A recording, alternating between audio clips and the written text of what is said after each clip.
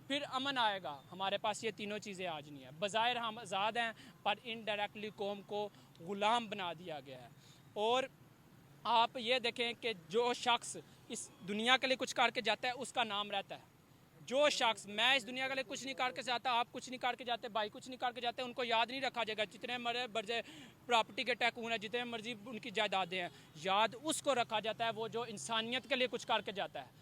जो इंसानियत के लिए कुछ करके जाए, फलाह बहबूद के लिए इमरान खान ने कितने काम किए हैं।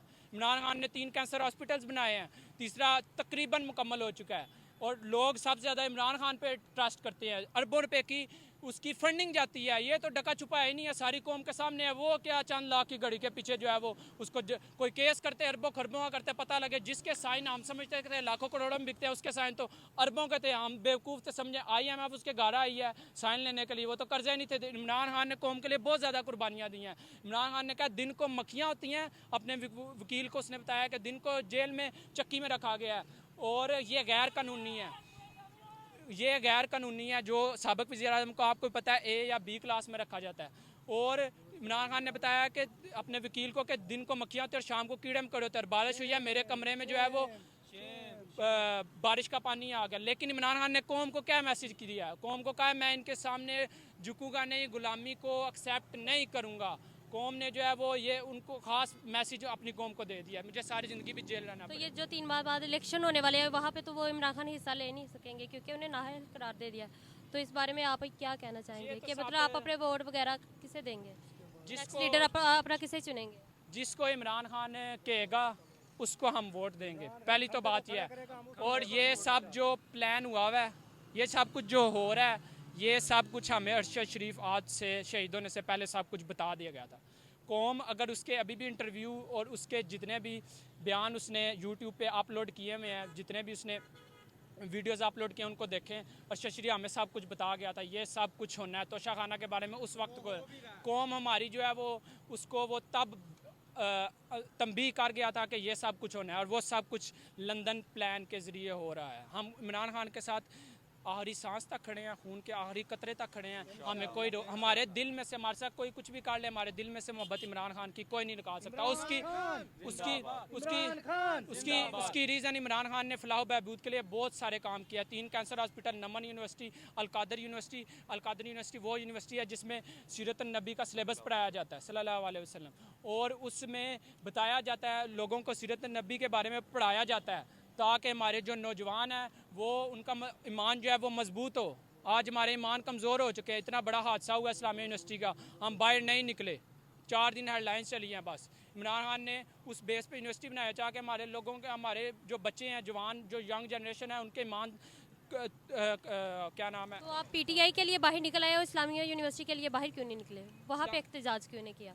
यहाँ पे तो आप लोग खड़े हैं ना PTI के लिए, तो उस वक्त क्यों नहीं थे? हमने उसके लिए भी प्रोटेस्ट किया है। लेकिन आप इस चीज़ का अंदाज़ा लगा लें कि जिस सारा कुछ पकड़ा गया, सब कुछ पता लग गया किस बंदे के थ्रू ये सारा कुछ है, कौन ये कर रहा है, उस बंदे तक पहुंच गया, लेकिन उनको इंसाफ, कौम की बेटियों को इंसाफ नहीं मिला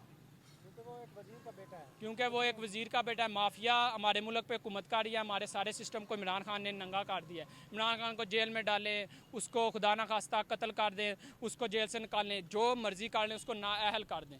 इमरान खान ने सिस्टम को नंगा कर दिया है और लोगों को सारा जो सिस्टम है उनके सामने अयां कर दिया। लोगों के चेहरों पे जो पट्टियां बंधी हुई थी, जो लोगों ने जिनको सिरों अपने सर का ताज बनाया हुआ था, ताज की तरह उन्होंने रखा हुआ था, आज लोग जो है वो उनको उनके साथ नफरत करना शुरू हो गए। ये लम्हा फ़िक्रिया है। अक्ल वाले लोग जो हैं वो इस चीज़ को समझें कि जिनको हम सिर का अपने सर का ताज बना के रखते थे, उनको आज जो है हमारे दिल में उनके नफ़रत बढ़ती जा रही है। इसलिए खुदारा ऐसा मत करें, कानून के मुताबिक जो है वो चलें, लोगों को पुरअमन प्रोटेस्ट करने दें, ऐसा ना करें लोगों को। आप अपना एवाम को पैगाम क्या देना चाहेंगे कि वो सड़कों पे निकले या ना निकले, बाहर एहतजाज करें या नहीं? इमरान खान ने वीडियो अपने पैगाम में भी कहा था कि मेरी गिरफ्तारी जब होगी आपने पुरअमन एहतजाज करना है। जो लोग नहीं निकले उनकी मिसाल ऐसे ही है जब यजीद ने जुल्म किया था और हज़रत इमाम हुसैन के साथ जो जुल्म हुआ था, जो आज भी हमें जो याद है, उन्होंने जो मैसेज दिया था कौम को कि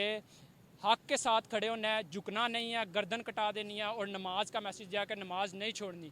हम हक के साथ खड़े हैं, जो हक के साथ खड़ा होता है उसको तकलीफ़ें बर्दाश्त करनी पड़ती हैं। और जो कूफा के लोग थे वो सारी ज़िंदगी पछताते रहे और इस चीज़ को उनको बाद में बहुत ज़्यादा पछतावा हुआ कि वो सामने नज़र भी आ रहा था कि के इमाम हुसैन जो हैं वो हक के साथ खड़े हैं, फिर भी उन्होंने साथ नहीं दिया था। वो खौफ में थे कि यजीद हमें मार देगा, हमारे साथ क्या कर देगा। इसीलिए जो है हम कूफा के लोगों में हमारा शुमार नहीं होगा। कल को अल्लाह की अदालत लगेगी, हम जो है वो हुसैनियों में हमारा शुमार होगा। हमें इस बात पे फ़ख्र है, या मैं अकेला हूँ, मेरे साथ 10 बंदे हैं, एक बंदा भी ना है, मुझे इस बात पे फ़ख्र है कि मैं हक के साथ खड़ा हूँ और हक के साथ खड़ा रहूँगा इंशाल्लाह। मेरा जो जज्बा है, जुनून है, इसको काम नहीं किया सकता। It's not possible.